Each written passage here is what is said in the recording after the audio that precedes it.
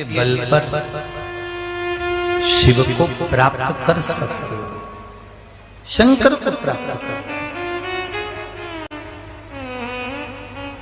कामदेव, देव ऋषि नारद कह रहे हैं कि कामदेव तुम भी किसी गुरु की शरणागति ग्रहण कर लो।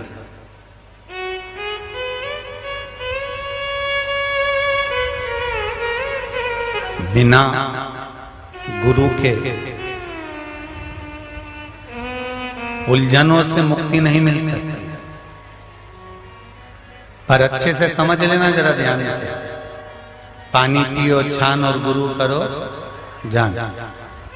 50 बार विचार करना तब जाकर कोई गुरु बनाना, और गुरु भी ऐसा बनाना क्योंकि वो अपने चक्कर में नहीं पाड़ ले तुमको, वो पाड़े तो शंकर के चक्कर में, राम के चक्कर में, कृष्ण के चक्कर में।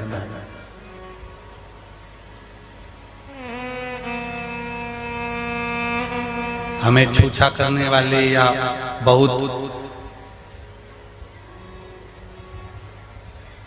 सनातन धर्म के अंतर्गत ढोंग और प्रपंच से दूर हटे।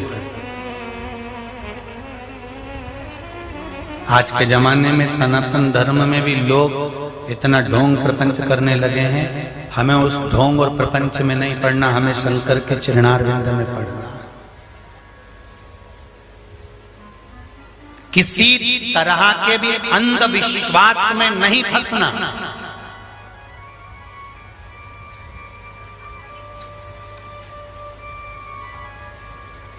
आज लोग अंधविश्वास में फंसने का प्रयास करते हैं। किसी भी तरह के अंधविश्वास में नहीं फंसना।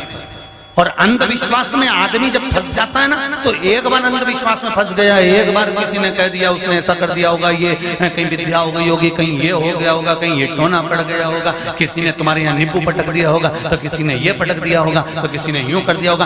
अंधविश्वास में नहीं फंसना। शंकर भगवान कहाँ रहते हैं? कैलाश में रहते थे, कैलाश पर। और उनके ससुर ने श्राप दिया शंकर भगवान को कि तुम शमशान में रहोगे। शिव जी कहाँ रहते हैं? जम के बोलो, शमशान में। अगर शंकर भगवान शमशान में रहते हैं, शिव जी के रहने का स्थान शमशान है।